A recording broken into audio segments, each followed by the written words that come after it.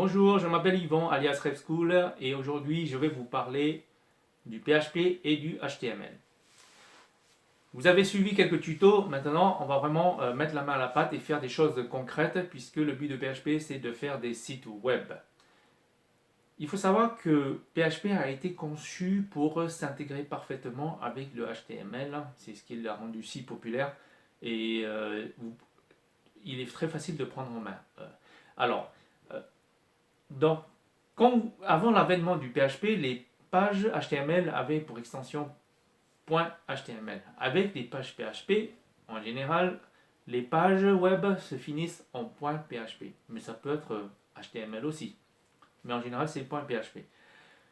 Une page PHP peut être composée uniquement de code PHP ou alors d'un mélange de code PHP et de HTML. En général, une page HTML, en général, une page PHP a une section qui est du HTML pur, suivie d'une section de PHP et alternativement.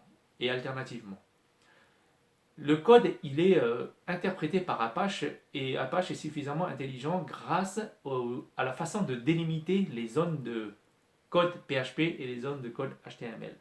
Une zone PHP, quand il est mélangé avec un code PHP, quand il est mélangé avec du HTML, doit commencer avec un tag, comme ça, et il doit se terminer avec un autre tag. Pour ne pas mélanger, comme ça, Apache sait quand est-ce que c'est du HTML et quand est-ce que c'est du PHP. Et une fois que vous avez écrit ça, le code est exécuté de haut en bas. Vous pouvez faire des inclusions de fichiers afin d'appeler toutes vos fonctions et ainsi que les fichiers de configuration.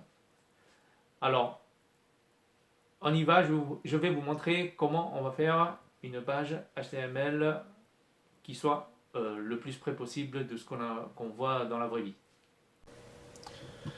Donc nous voilà devant notre page. Donc j'ai configuré un petit le virtual host qu'on peut accéder ici. Voilà, et à droite j'ai l'écran d'édition. Donc ça c'est un fichier à l'extension PHP, mais ce qu'on voit dedans c'est du HTML. C'est permis, il n'y a pas de problème. Maintenant ce que je vais faire c'est mettre du PHP dans ce fichier qui est rempli de tags HTML. Pour mettre du code PHP, je le déclare avec la balise ouvrante du PHP. Et quand je finis avec le code, je la ferme. Voilà, mon éditeur il sait détecter quand est-ce que je suis dans le domaine du PHP, donc quand est-ce que je suis dans le domaine du HTML. Commençons par faire quelque chose. Tiens, je vais faire un écho le plus simple. Bonjour, voilà, j'enregistre et je rafraîchis ma page. Voilà, donc j'ai un petit message qui s'affiche ici.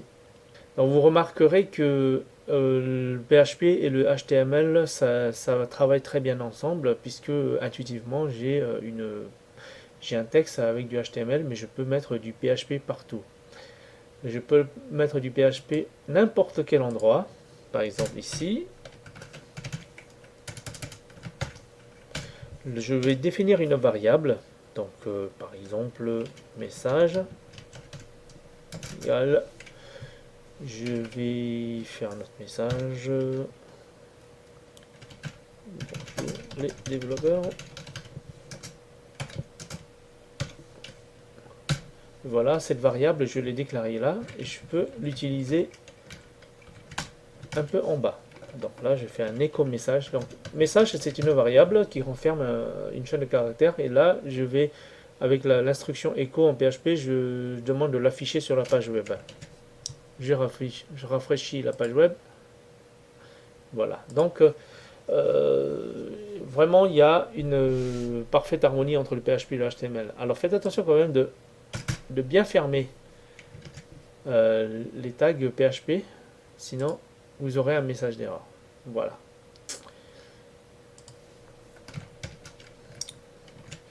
Alors, est-ce qu'on peut avoir une page PHP qui ne contient que du PHP, que du code PHP? C'est possible. Par exemple, tout ce code-là, HTML, je peux le mettre dans une variable. Donc, je vais le mettre dans une variable string égale.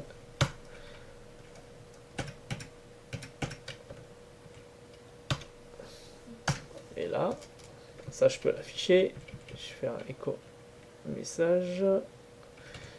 Vous avez remarqué ici que là ça devient un peu violet, donc il y a un petit problème, c'est que dire que en fait il n'y a pas besoin d'ouvrir la balise PHP puisque je l'ai déjà ouverte ici. Donc je peux continuer avec ça et je n'oublie pas la fermer surtout. Alors est-ce qu'on peut aussi... Bon, on va faire comme ça, on fait un petit essai. Voilà, on voit bien que ça marche. Je peux vérifier que ce code est pris en compte en modifiant par exemple la balise title que vous verrez. Donc il y a un petit problème, c'est qu'il faut que je fasse quand même un écho de cette variable. Voilà. Je rafraîchis. Et voilà. Donc j'ai modifié aussi la chaîne donc, qui est dans la balise title, qu'on voit ici. Et donc tout ça pour vous montrer qu'on peut mettre les tags HTML dans une chaîne d'une variable.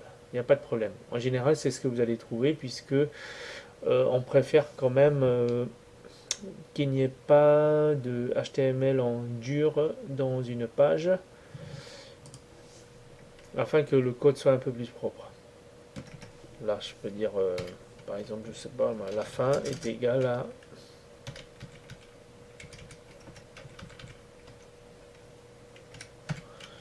là. Donc ça, je vais comme le mettre là-haut. Voilà. Et je fais.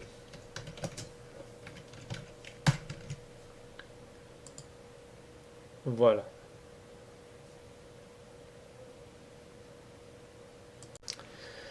Alors nous allons vérifier que le code source de la page web est bien ce que l'on a mis. Alors pour ce faire, quand vous êtes sur votre navigateur Firefox comme Chrome, vous faites CTRL U et là vous avez le source qui s'affiche.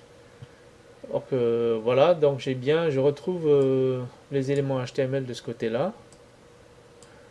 Voilà.